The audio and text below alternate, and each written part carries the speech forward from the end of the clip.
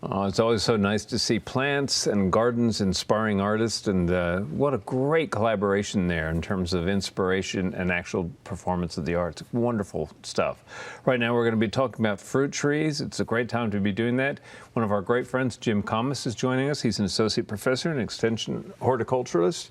Thanks for being on the show again, Jim. Thanks, Tom. Good to be here. Well, there's a lot to talk about this year in terms of fruit trees. It's been a hard year, really, for fruit trees, with lots of temperature swings and swings in terms of moisture as well.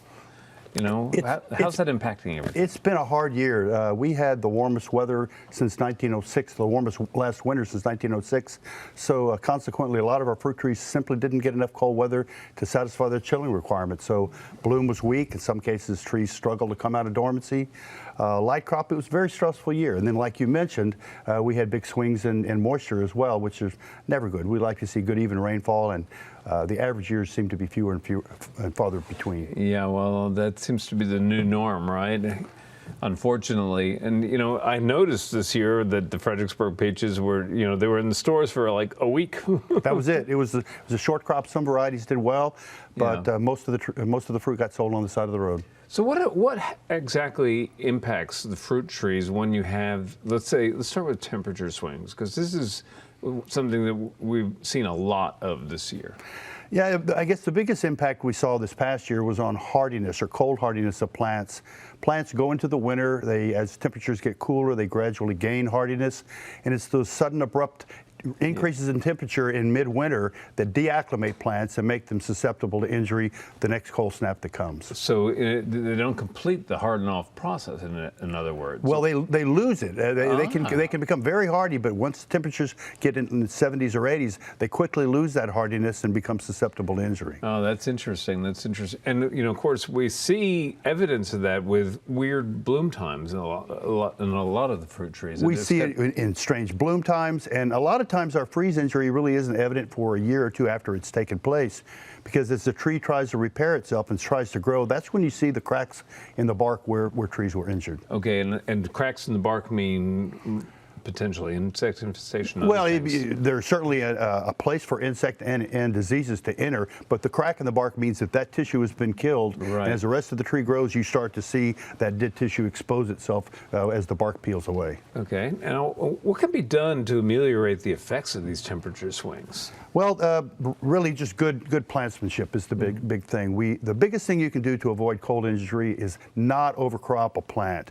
I mean, you have to think of plants. Explain what you mean by overcrop. This is an important concept. Not too much fruit on a plant in any given year, because you have to remember you're growing two crops in any one year. You're growing the fruit that's hanging on it this year, plus you're growing the tree, the canopy, that's going to be responsible for the following year's crop. So if you leave too many peaches on a tree, you get reduced vegetative growth, and after the fruit has been harvested, there is little foliage there to complete post-harvest photosynthesis. And this is important because this is what recharges our tree with carbohydrates that are necessary to keep it hardy during the winter. Yeah, and I think that people can go online and they can see images about proper thinning techniques, but it's something I encourage people to do often is, if you have a tree in the springtime that's absolutely loaded with fruit, a lot of people get really excited.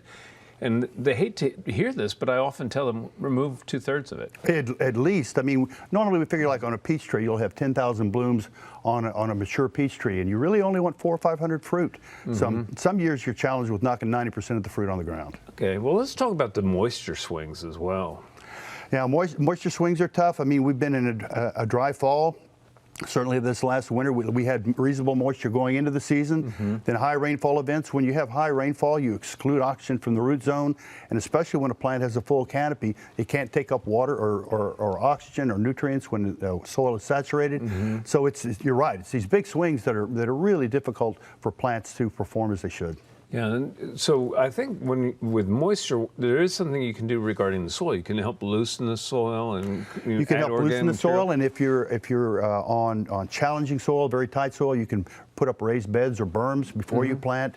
And in our planting in Fredericksburg, it's probably the worst soil I've ever dealt with. And that's what we did, is put up about 15-inch tall beds, about 4 feet wide. So when we have these high rainfall events and the soil doesn't want to drain, at least we keep some of the roots out of that standing water so that have oxygen. Now, before the program, we were talking about a concept that I found really fascinating. That's carbo loading on fruit trees. Now, people are thinking, well, wait a minute. Yeah. You know, what does this have to do with fruit trees? Well, it's all trees, really. It's carbohydrates are the currency of a plant. Plants create carbohydrates through photosynthesis, and they expend them by producing fruit. So, as you know, a tree does not want to be overdrawn at the carbohydrate bank. So one of the few blessings of growing fruit in our climate is we have long post-harvest photosynthesis periods.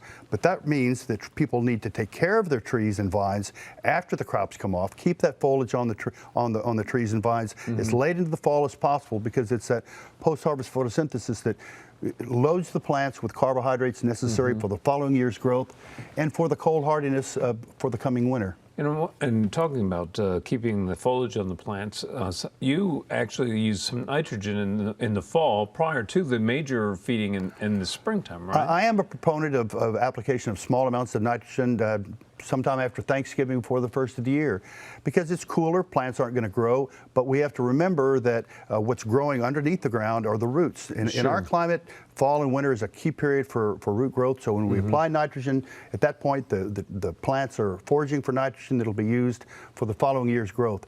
And that really allows us to delay any larger applications of nitrogen well after the chance of frost, so it gives us a little bit of a buffer.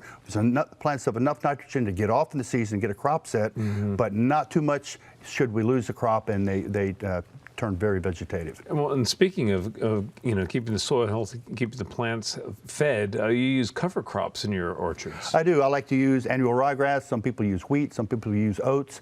And the idea is that, again, don't have a high moisture demand when there's no leaves on the trees or vines. So we're allowing a cover crop to grow, which gives us the ability to put organic matter back into the soil.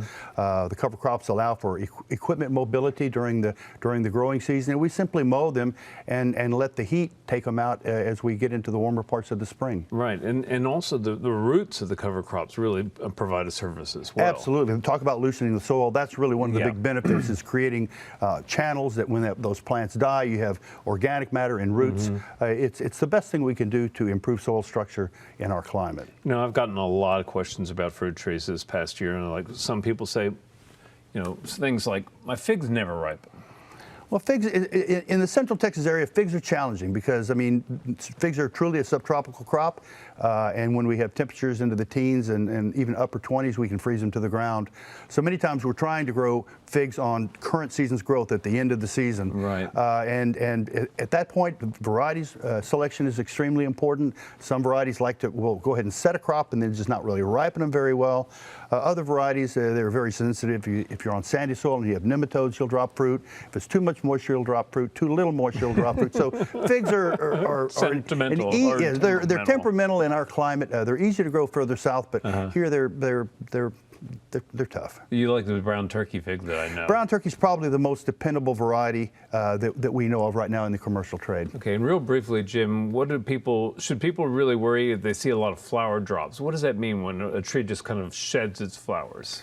Well, it could mean a number of things. Petal fall is normal in any crops, but in a year like this last year when we had insufficient chilling, it meant that the trees simply didn't receive enough chilling to fully differentiate the flowers, and so we saw a lot of flowers fall off the trees. Cold injury can kill the embryo even before the bloom opens, so that can also be a cause of flower drop. Well, I always learn so much when you come on board, Jim. It's a great pleasure having you on, and thanks for sharing your expertise with our friends out there in the audience. Thanks, Tom. I enjoyed it. All right, coming up next, it's Daphne.